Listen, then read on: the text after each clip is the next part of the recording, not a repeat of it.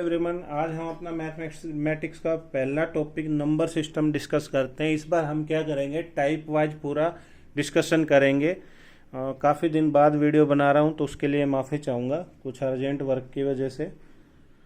ठीक है, तो टाइप वाइज करेंगे और जितने भी टाइप के क्वेश्चन होंगे वो पहला टॉपिक होने के बाद मैं इसमें सभी कवर करा दूंगा। इसके बाद आपको मैथ में कभी प्रॉब्लम नहीं आएगी। तो हमारा फर्स्ट क्वेश्चन है आज का, वो कह रहा है जब एक संख्या n को 5 से भाग देने पर शेषफल 2 बचता है तो n स्क्वायर को 5 से भाग देने पर कितना शेष बचेगा। तो देखिए भैया, जब भी इस टाइप का क्वेश्चन हो तो आपको सबसे पहले याद होना चाहिए। देखो मैं एक छोटा सा एग्जांपल देता हूँ, तब आपको ये क्वेश्चन समझ में आएगा। मैंने कहा 11 को मैं 2 से भाग देता हूँ तो 2 5 जा 10, तो रिमाइंडर कितना बच गया 1। तो भैया ये क्या होता है हिंदी में भाजक, ये क्या होता है भैया भागफल, और ये क्या होता है भैया शेषफल। आई होप आपको समझ में आ रहा होगा। ये क्या होता है भाजक, ये होता है भागफल, और ये वाला क्या होता है शेषफल। अगर देखिए मैं 2 को 5 से मल्टीप्लाई कर दूं और इसमें 1 ऐड कर दूं तो देखिए क्या हो जाएगा फॉर्मूला। ये अंदर वाला क्या होता है भाज्य, क्या होता है भैया भाज्य। भाज्य या संख्या एक ही बात होती है। तो देखिए मैं भाजक गुना में भागफल करता हूं और प्लस में शेषफल करता हूं तो वो क्या हो जाएगा भैया भाज्य या संख्या। तो भाज्य कितना है भैया 2 है, भागफल 5 है, शेषफल 1 है। तो देखिए 2 5 10 और प्लस 1 11। तो देखिए 11 बराबर, देखो वहां भी कितना था 11, तो मीन्स क्या हो गया, ये हमारा फॉर्मूला हो गया। ठीक है, अभी सवाल में यूज नहीं होएगा लेकिन ये बाद में यूज होएगा, तो पता तो होना चाहिए ना आपको। तो देखिए क्या हो गया, भाज्य बराबर या संख्या बराबर भाजक गुना भागफल प्लस शेषफल हो गया। तो देखिए इस क्वेश्चन में क्या कह रहा है, इस क्वेश्चन में कह रहा है वो, देखिए इसको सिंपल तरीके से कर सकते हैं हम, बिल्कुल सिंपल। ठीक है, बिल्कुल सिंपल कैसे, देखो कह रहा है जब संख्या को n को, हमें नहीं पता, संख्या n को 5 से भाग दें तो शेष 2 बचता है। तो देखिए भैया जो ये शेषफल होता है ना, इसी पे डिपेंडेंट होगा सवाल। तो इस थोड़ी देर के लिए संख्या को क्या शेषफल वाले ही मान लेते हैं 2। तो n की वैल्यू पहले में हमें कितने गिवन है भैया 2, और अब किसको पूछ रहे हैं n स्क्वायर को। तो n स्क्वायर मतलब 2 की पावर 2 मतलब 4। 4 को मैं 5 से डिवाइड कर सकता हूं, नहीं, तो रिमाइंडर कितना बचेगा 4। एक तरीका तो ये होता है। सपोज कीजिए यहाँ पे शेष बचता 4, ठीक है भैया, यहाँ पे 4 और यहाँ पे n स्क्वायर है, तो 4 की पावर 2 कितने हो गया 16। अगर मान लो यहाँ 16 होता तो मैं 5 से डिवाइड करता, तो 5 3 जा 15, तो कितना बच जाता शेष भैया 1 बच जाता। आई होप आपको समझ में आ रहा होगा। तो देखिए भैया अब हमें ये पता है भैया n की वैल्यू यहाँ पहली बार शेषफल कितनी थी 2 थी, तो n स्क्वायर क्या हो जाएगा 2 की पावर 2 4, और 5 से डिवाइड नहीं होता पूरा पूरा, तो मतलब 4 ही रिमाइंडर हो जाएगा। ठीक है, एक तरीका तो ये होता है, एक तरीका ये वाला होता है। ठीक है, तो मैंने अगर इस संख्या को 5 से भाग दिया, यहाँ 1 लिखा और यहाँ शेषफल कितना लिखा 2, तो 5 को मैं यही, देखो ये वाला क्या होता है भाग देने वाले को क्या कहते हैं भाजक, अभी थोड़ी देर पहले बताया था। ये क्या होता है भैया बीच वाला भागफल, और ये क्या होता है शेषफल। ठीक है भैया, भाजक गुणा भागफल प्लस शेषफल क्या होता है संख्या। 5 एकम 5 और 2 7, यहाँ 1 लेंगे जब तक हमें कुछ गिवन ना हो। तो संख्या 7 आ गई, तो n की वैल्यू कितनी आएगी पहली बार संख्या, तो संख्या n स्क्वायर मतलब 7 की पावर 2, मीन्स क्या हो गया 7 गुना 7 49। 49 को किससे भाग देने के लिए कह रहा है भैया इस बार, फिर 5 से, तो 5 नेम 45, कितने बच गए शेष 4, तो मेरा आंसर क्या जाएगा 4। एक तरीका ये होता है, एक ऊपर वाला होता है। अगेन समझिए, वो कह रहा है किसी संख्या को 5 से भाग दें, हमें यहाँ 1 लेना है जब तक कुछ ना गिवन हो, और शेषफल इधर लिखते हैं भाज्य इधर। 5 एकम 5, 5 में 2 जोड़े भैया 7, संख्या कितनी आ गई 7, संख्या का स्क्वायर, तो 7 का स्क्वायर कितना हो गया 49। 49 को किससे भाग देने के लिए बोल रहा है 5 से, देखिए 5 से भाग देने पर, तो 5 नेम 45, कितने बच गए भैया शेष 4, तो हमारा आंसर क्या हो जाएगा 4। आई होप आपको समझ में आ रहा होगा। इसी क्रम में हम सेकंड क्वेश्चन की बात करते हैं, बिल्कुल same as it is question दे देता है। वो कहता है जब एक संख्या n को 6 से भाग दें तो शेषफल 4 बचता है, तो संख्या n क्यूब को 6 से भाग दें तो शेषफल क्या बचेगा। तो देखिए शेषफल कितना था 4 था, और पावर क्या आएगी इस बार 3, तो 4 की पावर 3 शॉर्टकट में कर ले। 4 की पावर 3 कितना होता है 4 × 4 × 4 कितने आ गए भैया 64। किससे डिवाइड करना है 6 से, तो 6 10 जा 60 कितने बच गए 4। तो हमारा आंसर क्या आ जाएगा 4 आ जाएगा। आई होप आपको समझ में आ रहा होगा। देखिए भैया वो कह रहा है यदि किसी संख्या को 119 से भाग देने पर शेषफल 19 बचता है तो उसी संख्या को 17 से भाग देने पर शेषफल क्या बचेगा। तो मैंने बताया जब भी इस टाइप का क्वेश्चन हो तो यहाँ जो शेषफल देगा ना भैया उसी से जिससे पूछे उससे भाग कर देंगे। पीछे के 2 क्वेश्चन सेम थे, इस बार उसने वैल्यू दे दी हमें, पिछले में वैल्यू नहीं दी थी, पिछले में एन वगैरह कुछ बोल रहा था। तो देखिए यहाँ पे 19 है, मैंने 19 लिख लिया, किससे भाग दे दिया 17 से। 17 ही कम 17 तो कितने बच गए 2 शेष बच गया, तो वो हमारा क्या हो जाएगा आंसर हो जाएगा। आई होप आपको समझ में आ रहा होगा। जो अब वीडियो चल रही है भैया वो रेलवे एनटीपीसी या रेलवे सीबीटी 2 हो या फिर रेलवे का ग्रुप डी का एग्जाम हो या एसएससी का कोई भी एग्जाम हो, उससे रिलेटेड हर टाइप के मैं मैक्सिमम क्वेश्चन आपको करा दूंगा। इसके बाद में आपकी मैथ में कोई भी प्रॉब्लम नहीं आएगी। तो नेक्स्ट क्वेश्चन समझने से पहले हमें एक कॉन्सेप्ट पता होना चाहिए। 3 का नियम, 3 के पाड़े का नियम पता होना चाहिए, 3 का नियम और एक 4 का नियम। ठीक है, किसका 4 का नियम। तो 3 का नियम क्या होता है, जैसे मैंने लिखा 1 2 3। ठीक है, कोई भी संख्या 3 से कब भाग जाती है। अब मान लो 2 या 3 अंक की है तो हम उसको डायरेक्ट भाग दे लेंगे, जैसे इसको दे लिया भाई 3 चौक 12, 3 एकम 3।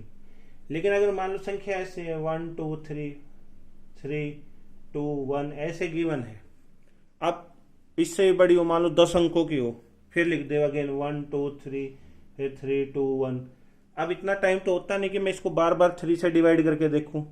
तो उस कंडीशन में क्या होते हैं, उस कंडीशन में 3 का नियम क्या है, अगर किसी संख्या के सभी अंकों का योग मतलब 1 और 2 3, 3 और 3 6, 3 और 6 और 3 9 और 2 11 12 और 12 ही ये हो गए, तो मतलब कितने हो गए टोटल ऐड करेंगे 24 हो गए ना। देखो 1 और 2 3 3 6 9 11 12 13 15 18 21 और 23 24 हो गए।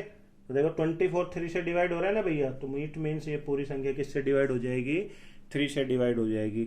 ऐसे ही 4 का नियम क्या कहता है, यदि किसी संख्या का इकाई का अंक है ना लास्ट का होता है इकाई का अंक, वो क्या हो भैया किसी संख्या के इकाई का अंक या तो 0 हो या 4 की टेबल में आए, 4 की टेबल में आए। मतलब जैसे मैंने बोला 4 का अंतिम मतलब इकाई और दहाई के अंक मतलब क्या हो, इकाई का नहीं इकाई और दहाई। ठीक है, जैसे मैंने बोला 100, तो देखिए इसमें लास्ट में 2 अंक क्या आ गए 00। मैंने कहा 120, तो देखिए लास्ट के 2 अंक 4 के टेबल में आते हैं। मैं कहता हूँ 124, तो टेबल में आ रहे हैं 24 के में। मैंने कहा 132, देखो टेबल में आ रहे हैं। अगर मैंने कह दिया 7 8 3 2 4 9 6, देखो 96 आ रहे हैं 4 की टेबल में। 4 8 जा 4 2 जा 8 और 4 जा 16। तो देखो ये संख्या किससे डिवाइड हो जाएगी 4 से। आई होप आपको दोनों नियम समझ में आए होंगे। तो हम क्वेश्चन करते हैं अगला अपना। देखिए भैया वो कह रहा है पहली 100 घनात्मक पूर्णांक संख्याओं में से ऐसी कितनी संख्या है जो 3 या 4 से पूर्णतः विभक्त होंगी। ठीक है भैया, अब देखिए अब हमें 1 से लेके 100 तक ऐसी संख्या बतानी है जो 3 के पाड़े में आती है, और 1 से लेके 100 तक ऐसी संख्या पता होनी चाहिए जो 4 के पाड़े में आती है।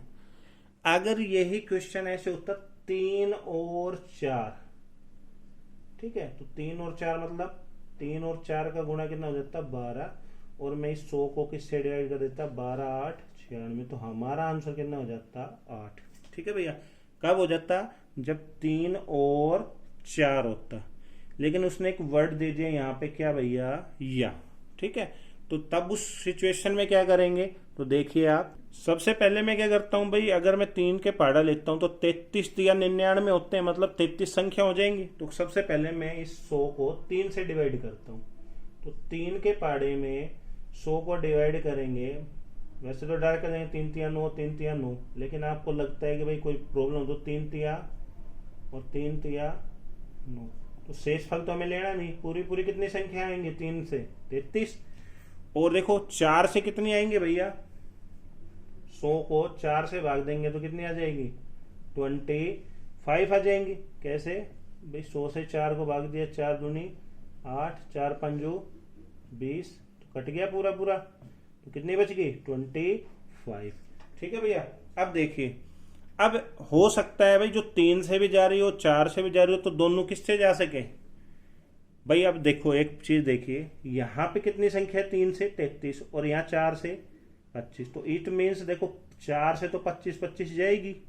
अब इन दोनों में से कॉमन संख्या कितनी है भाई, 33 और 25 में दोनों में कॉमन संख्या कितनी है, 25। तो मतलब 25 तो 3 वाली हो जाएगी और 25 4, मतलब कोई भी रकम अगर ऐसी आए अलग अलग, तो आपको वो देखने छोटे वाले दोनों में कॉमन है, मतलब 25 संख्या 4 से डिवाइड होगी और 33 में से ऐसी संख्या ले सकते हैं जो 3 से होगी, मतलब कॉमन संख्या लेनी है आपको। तो हमारा आंसर कितना हो जाएगा, 50। अगर ये तरीका समझ में नहीं आ रहा तो ऐसे समझिए भाई, 33 संख्या किसकी होगी, 3 वाली, और 25 संख्या कितनी होगी, 4 वाली। तो ऐसी कोई संख्या ये भी तो हो सकती है 3 गुणा 4 12 से डिवाइड हो, तो वो कितनी थी भैया भाई, 100 को 8 12 से डिवाइड किया, 12 8 96 थी ना, वो माइनस कर दो तो वो कितने बच जाएगी, 3 वाले भी और 4 वाले भी। देखो ये 8 कैसे घट गए, विथ 8 संख्या इसमें कॉमन है, तो देखिए कितने हो गए, 8 और 5, 58 में से 8 गए तो 50। तो मैंने बिल्कुल शॉर्टकट करा दिया, अब आपको ये याद नहीं रहेगा। तो ऐसी संख्या आपको देखनी है, सबसे पहले 3 और 4 में कॉमन कितनी है, 25, तो 3 वाली भी 25 होगी और 4 वाली भी 25, तो टोटल वैल्यू कितनी आ गई, 50 आ गई। आई होप आपको समझ में आ रहा होगा। हम अगेन रिपीट कर लेते हैं। देखिए वो कह रहा है भाई, पहली 100 घनात्मक पूर्णांक संख्याओं में से ऐसी कितनी संख्या जो 3 या 4 से पूर्णतः विभाजित है। तो देखिए अगर वो संख्या कहता, किसकी, वो संख्या की बात करता भैया, केवल और लगा के देखता, तो हमारा आंसर कितना हो जाता, 3 और 4 मीन्स 12 से पूछ रहा है वो, तो हमारा आंसर 8 हो जाता। लेकिन उसने कहा या लगा के कि ऐसी संख्या बचानी है जो भाई 3 से भी जाए और 4 से भी, तो 100 के पाड़े में, 3 के पाड़े में 100 पे चलेंगे तो 33 संख्या हो गई, और 4 के पाड़े पे चलेंगे तो 25 हो गई। अब उसने लगा दिया या, तो मतलब इन दोनों में से इसमें 25 संख्या होगी और इसमें भी कॉमन संख्या लेनी है, तो 25 3 से पाड़े में आ गई और 25 ही 4 के में, तो या मतलब दोनों या जोड़ दिए तो कितने आ गई, 50 आ गई। आई होप आपको समझ में आ रहा होगा। तो देखिए भैया इसी क्रम में क्वेश्चन नंबर 3 की बात करते हैं। वो कह रहे हैं 1 से 700 के बीच ऐसी कितनी संख्याएं हैं जो 17 से पूर्णतः विभाज्य है। तो देखिए 1 से 700 के बीच कह रहा है 17 से, तो आपको पता है भाई 1 से पहले, सबसे पहले 1 से 17 को भाग देंगे तो डिवाइड नहीं होगा। जैसे पिछले क्वेश्चन में किया था सेम, 100 को किससे डिवाइड कर रहे थे, 3 से, तो इसी प्रकार 1 को 17 से करेंगे डिवाइड नहीं होगा। तो आप कितने को करेंगे, 700 को किससे डिवाइड करेंगे, 17 से। तो ऐसे कर लेते हैं, 17 के पाड़े में 17 चौक 68, कितने हो गए 4, कितने बच गए 2, 17 एकम 17। शेषफल हमें लेना ही नहीं है, हमें तो केवल प्रॉपर संख्या लेनी, तो कितनी हो गई 41 संख्या हो गई। ये हमारा क्या हो गया, आंसर। आई होप आपको समझ में आ रहा होगा। हम फिर से रिपीट कर लेते हैं। वो कह रहे 1 से 700 के बीच ऐसी कितनी संख्याएं हैं जो 17 से पूर्णतः विभाज्य है। तो देखो 1 तो 17 के टेबल में नहीं आता, लेकिन 700 तो भैया 17 के में आता है। तो मैंने क्या किया, 700 को 17 के लिए पाड़े में ले लिया, 17 चौक 68 ले लिया, कितने बच गए 2, तो 17 एकम 17, कितने बच गए भैया 41 टेब आ गई प्रॉपर वैल्यू। कि ऐसी संख्या 1 से 700 के बीच में 41 है जो 17 से विभाजित होंगे, जैसे 17, 34, 51, 68, ये वाली संख्याओं की बात कर रहा है वो। ठीक है भैया, आई होप आपको समझ में आ रहा होगा। देखिए भैया अगला क्वेश्चन है, ये टीसीएस और एनटी है, जो सीईटी का पेपर होगा, जो एनटीए पेपर लेगा आपका हरियाणा सीईटी का, और जो टीसीएस पेपर लेता है, जो अच्छी वो सीजीएल का हो, एसएससी का, या सीएचएसएल का हो, या एमटीएस का हो, या सिलेक्शन पोस्ट का हो, या फिर रेलवे एनटीपीसी का हो, या रेलवे एएलपी का हो, या फिर रेलवे में ग्रुप डी का हो, उस सब के लिए मोस्ट इंपोर्टेंट है ये टाइप। मतलब मैंने वो सब टीसीएस के क्वेश्चन और एनटीए के मिक्स कर लिया। आप किसी भी एग्जाम में बैठोगे तो इससे बाहर क्वेश्चन नहीं आएंगे। ठीक है, आई होप आप समझ पा रहे होंगे।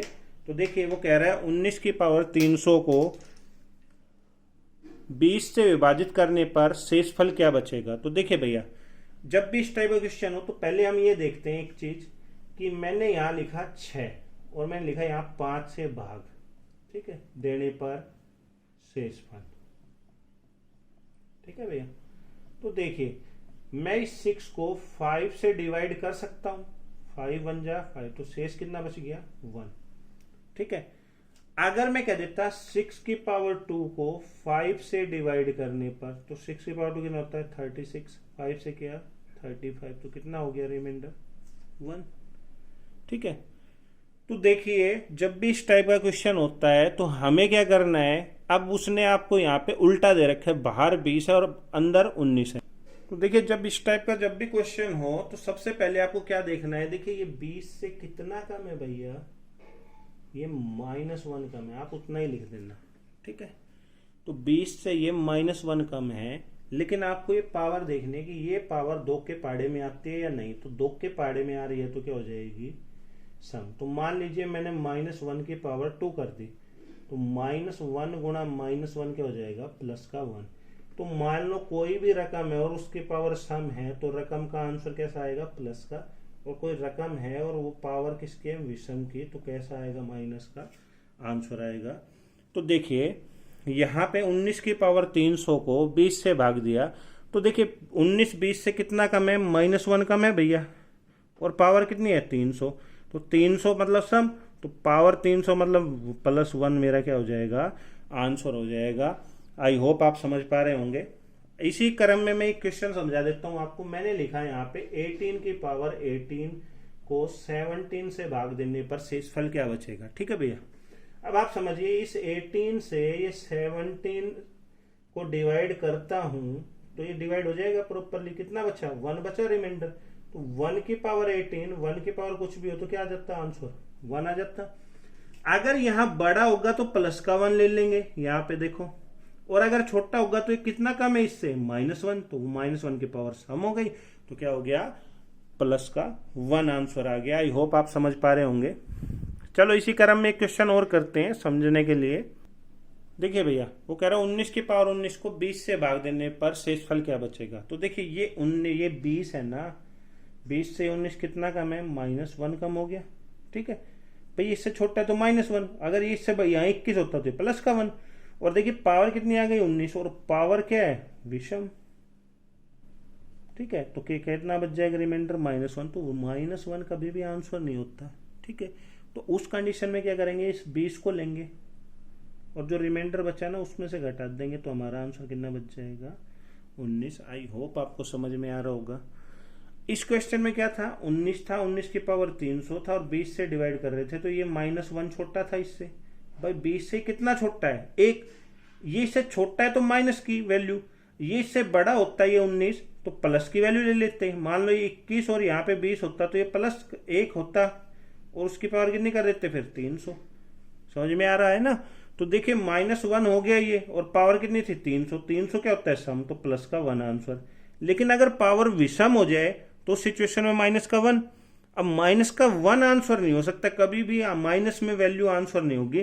तो उस कंडीशन में ये -1 किस में से घटा देंगे, जिसमें से भाग देना है, तो 20 में से एक गए तो 19 बच गया, वही हमारा क्या हो जाएगा आंसर हो जाएगा। आई होप आपको समझ में आ रहा होगा। तो भैया हमने 4 क्वेश्चन कर लिए हैं। 5th पे जाने से पहले आपको एक कॉन्सेप्ट पता होना चाहिए, वो होता है एक बड़ी से बड़ी संख्या का और एक छोटे से छोटी संख्या का। अगर वो बोले बड़ी से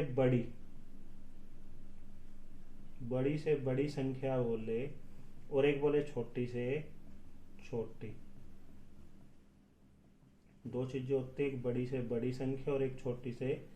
अगर वो बड़ी से बड़ी संख्या बोलता है आपसे, तो बड़ी से बड़ी निकालने के लिए अगर वो बोला 2 अंकों की, कितने अंकों की, तो आप उतने ही टाइम 9 लिख देंगे। 2 अंकों की बोलेगा तो 99। वो कहता 3 अंकों की तो 3 9 लिख देते, 4 अंकों की तो 4 बार 9 लिख देते, अगर 5 अंकों की बोलता तो 5 बार 9 लिख देते। रीजन क्या है, वो कहता मान लो 1 अंक की बड़ी से बड़ी संख्या, तो 1 अंक की बड़ी से बड़ी संख्या आपको पता है 1 2 3 4 5 6 7 8 9, तो सबसे बड़ी संख्या क्या है 1 अंक की 9, तो इसलिए 9 से ली जाती है बड़ी से बड़ी। अगर वो कहता अगर वो कहता एक अंक की छोटी से छोटी संख्या तो 1 2 3 4 5 6 7 8 9 ऐसे चलते, तो एक अंक की सबसे छोटी संख्या क्या है? 1 हो गया। अगर वो कहता 2 अंक की छोटी से छोटी संख्या, तो अगर हम 2 अंक में चलेंगे 11 12 ऐसे 99 तक चलेंगे, तो देखो 2 अंक की सबसे छोटी संख्या यही तो है, 9 तो एक अंक की है, तो क्या हो जाता 10। अगर 2 अंक की बोलता तो किससे चलते? 100 से। तो जब भी छोटी से छोटी पूछे, मान लो 2 अंक की, तो कितना लिख देंगे? 10। अगर 3 अंक की पूछेगा तो सबसे पहले आपको 1 लिखना है, और टोटल अंक 3 होने चाहिए, तो कितने जीरो लगा देंगे? 2। वो कहता है 4 अंक की, तो पहले 1 लिख लिया, 1 अंक हो गए, और 1 2 3, तो टोटल 4 अंक हो गए ना। तो अगर वो छोटी से छोटी पूछेगा तो 1 और उसके पीछे 0, अगर बड़ी से बड़ी पूछेगा तो उतने ही 9 लिख देंगे। आई होप आपको समझ में आ रहा होगा। देखिए भैया, उसने पूछा है निम्न में से कौन सी 3 अंकों की सबसे बड़ी संख्या है जो 13 से विभाज्य है। ठीक है, 3 अंकों की सबसे बड़ी संख्या। ऑप्शन से भी करा सकता था, वो भी कराऊंगा, ऑप्शन बाद में लिखेंगे, पहले वैसे करते हैं जनरली। तो आपको पता है जब भी बड़ी से बड़ी बोलेगा तो किसकी लिखेंगे? 9 को। लेकिन कितने अंकों की पूछा है? 3 अंकों की, तो कितने बार 9 लिख लिए? 3 बार। किससे डिवाइड करना है? 13 से। 13 7 91, कितने बच गए? 8 9। 13 5 65, 13 6 78 में जा सकता है, कितने बच गए रिमाइंडर? 11। जब भी इस टाइप के बड़ी से बड़ी में रिमाइंडर बचेगा, उस रिमाइंडर को ऊपर वाले में से माइनस कर देंगे। ठीक है भैया, कितना बच गया? 8 8 9। तो वो 3 अंकों की सबसे बड़ी संख्या जो 13 से डिवाइड होएगी, वो क्या है मेरा आंसर? 988 मेरा आंसर आ जाएगा। आई होप आप समझ पा रहे होंगे। क्वेश्चन में उसने ऑप्शन दिए थे 990, 575, 908, 988। तो देखिए 9 से डिवाइड करेंगे, 13 से, सॉरी 9 से नहीं, 13 7 91, कितने बच गए? 8 0 डिवाइड नहीं हो रहा। 13 चौक 52, 5, ये भी 13 से डिवाइड नहीं हो रहा। 13 6 78, कितने बच गए भैया? 12 8, और 13 9 में 117, तो कितने बच गए? 11, ये भी नहीं हो रहा। 13 7 91, कितने बच गए? 7, 13 6 78, तो ये पूरा पूरा डिवाइड हो रहा है। तो आप बिना इसको निकाले भी आप डायरेक्ट 13 से चेक कर सकते हैं कि 13 से ये एग्जैक्ट वैल्यू कौन सी डिवाइड हो रही है। तो हमारा आंसर क्या आ जाएगा भैया? 988, 988 हमारा आंसर हो जाएगा। आई होप आप समझ पा रहे होंगे। तो भैया अगले क्वेश्चन पे जाने से पहले हमें एक कॉन्सेप्ट का पता होना चाहिए, 11 का नियम। ठीक है, कौन सी संख्या 11 के पाड़े में आती है। तो अब देखिए मैंने लिखा 121, तो इस चीज़ को तो हम सीधा डिवाइड कर सकते हैं, 11 एकम 11, 11 एकम 11। लेकिन कोई संख्या वो बड़ी दे देता है हमें, जैसे 2 9 3 2, ठीक है, ऐसे कोई संख्या दे दी और वो बोला बताओ ये 11 से डिवाइड है या नहीं। तो उस कंडीशन में क्या करेंगे, हम अल्टरनेट जोड़ेंगे। ठीक है, 2 और 9 11, और 3 और 8 11, तो 11 आ गया ना। 11 और 11 तो दोनों घटाएंगे, अगर वो 0 बचे या 11 के पहाड़े में बचे तो वो संख्या किससे डिवाइड हो जाएगी भैया? 11 से डिवाइड हो जाएगी। आई होप आप समझ पा रहे होंगे। तो देखिए अगला क्वेश्चन डिस्कस करते हैं। चलो मैं रिपीट करता हूँ दोबारा से। जैसे उसने लिख दिया 1 2 3 2, ठीक है 2, फिर उसने कह दिया 3 3। बताओ ये संख्या 11 से डिवाइड है या नहीं। तो देखिए 1 3 3 कितने हो गए? हाँ भैया 7, और 2 और 2 4 और 3 7, तो घटाए तो कितना आया भैया? 0। तो ये किससे डिवाइड है? 11 से। तो देखिए क्वेश्चन क्या था हमारे, देखिए भैया वो कह रहा है यदि संख्या 9 3 2 4 8 स्टार 6 11 से डिवाइडेबल है तो x का मान बताइए। तो जब भी इस टाइप का कोई भी क्वेश्चन हो तो सबसे पहले 9 3 2 4 8 स्टार 6 की बात करेंगे, और किससे भाग जानी चाहिए? वो 11 से। तो मैंने अभी थोड़ी देर पहले आपको बताया था भाई अल्टरनेट जोड़ेंगे, 2 9 8 और ये। तो देखें 9 और 2 11, 11 और 8 19 और 6 25 आ गए। ठीक है भैया, और 3 और 4 7, और माइनस स्टार। ठीक है, तो 25 में से 7 गए तो भैया 18। अब देखिए दो चीजें हो सकती है, दो कंडीशन, या तो हम इसको 0 बनाए शेष, या फिर क्या बनाए 11। तो अगर मैं 0 बनाऊंगा तो 0 बनाने के लिए मेरे को 18 चाहिए, लेकिन 18 से तो 11 से बड़ा हो गया। तो मैंने क्या किया, अगर मैं इस वैल्यू में से यहाँ 7 घटा दूँ तो 18 में 7 घटा दूँ 11, तो 11 से 11 डिवाइड हो जाएगा ही नहीं। तो इस कंडीशन में स्टार की वैल्यू क्या आ जाएगी, 7। तो मेरा आंसर क्या हो जाएगा भैया, 7 हो जाएगा। आई होप आप समझ पा रहे होंगे। अगर नहीं समझ पा रहे तो ऐसे देखिए, मैं ऑप्शन लिख देता हूँ आपके पास है 5, 8, 2 और 7। ठीक है, तो 9, 3, 2, 4, 8 और 5 और 6। आप इसको भाग भी देके देख सकते हैं। 11, 8, 88, कितने बचे, 5, 11, 44, कितने बच गए, 8। फिर अगेन घटाए कितने ले लिया, 4, तो 11, 7, 77, कितने बच गए, 7। फिर 8 ले लिया, 11, 7, 77, 1 ले लिया, 11, 1, 11, कितने बच गए, 4, 11, 4, 44। तो 2 शेष और बढ़ गए, पूरी डिवाइड नहीं हुई है। ठीक है, अगर देखो मैंने यहाँ पे 7 रखता, 9, 3, 2, 4, 8, 7, 6, तो देखिए 9 और 2 11, 11 और 8 19, 19 और 6 25, 4 और 3 7, 7 और 7 14, घटाऊंगा तो कितना बचेगा, 11। और मैंने बताया था या तो 0 बचे या 11 के पहाड़े की रकम बचे, तो वो संख्या किससे डिवाइड हो जाएगी, 11 से। तो आंसर कितना हो जाएगा भैया, स्टार की वैल्यू हमारी आ जाएगी 7। आई होप आप समझ पा रहे होंगे। देखिए भैया, वो कह रहे हैं 41 की पावर 43 प्लस 43 की पावर 43 इनमें से किससे विभाज्य है। देखिए इस टाइप का जब भी कोई क्वेश्चन हो तो सबसे पहले आपको क्या करना है, देखिए ऊपर की पावर क्या है, सेम। ठीक है, तो जब भी इस टाइप का क्वेश्चन हो और पावर क्या हो, विषम, तो आपको याद रखना है a प्लस b से भाग जाएगी। अगर मान लीजिए यहाँ पे पावर ऐसे होता है, मान लो 41 माइनस 43, 43 माइनस 41 और पावर होती 2, तो उस कंडीशन में a प्लस बी से भी भाग जा सकता था और a माइनस बी से भी जा सकता था, क्योंकि a square minus B square क्या होता है, a प्लस बी और a माइनस बी। तो आपको क्या याद रखना है, आप देखिए मैं एक दूसरे एग्जांपल से समझाता हूँ। आप देखिए, अगर मैं क्या देखता, जैसे 21 की पावर 2 माइनस 19 की पावर 2 किससे भाग जाएगा। तो देखिए इस कंडीशन में एक बार 19 प्लस 21 हो सकता है और एक बार 21 माइनस 19 हो सकता है। ए स्क्वायर माइनस बी स्क्वायर का फॉर्मूला क्या होता है भैया, एक बार ए प्लस बी और एक बार ए माइनस बी। तो ए प्लस बी अगर इनको जोड़ूंगा तो कितना आ गया, 40, और घटाऊंगा तो 2। तो मतलब ये 2 के पहाड़े में भी आ सकता है और 40 के भी पहाड़े में आ सकता है, 80 के में भी आ सकता है। ठीक है, और 20 के में भी आ सकता है, 10 के में भी आ सकता है। ठीक है, तो वो कंडीशन पे डिपेंड करेगा। मतलब ए स्क्वायर माइनस बी स्क्वायर होएगा तो ए प्लस बी ले सकते हैं, ए माइनस बी ले सकते हैं। लेकिन अगर वो सिर्फ ओड संख्या दे, मान लो मैं लिखता हूँ 11 की पावर 2 और 13 की पावर 2, नहीं 2 नहीं 3। ठीक है, तो उस कंडीशन में एक ही होगा क्या, 11 प्लस 13 कितना हो गया, 24। आई होप आप समझ पा रहे होंगे। तो देखिए इस क्वेश्चन में क्या करते हैं, जब भी वो a की पावर n प्लस b की पावर n और n बराबर क्या हो, विषम हो संख्या, तो किससे डिवाइड होएगा, हमेशा a प्लस b से भाग जाएगा। याद रखना आप ये बात। ठीक है, मैं इसलिए नहीं लिखवा रहा था आपको ताकि वहाँ पे रटना ना पड़े, क्योंकि रटी हुई चीज़ क्या हो जाता है, बच्चा भूल जाता है। तो इसलिए मैंने सिंपल तरीके से आपको समझाया है।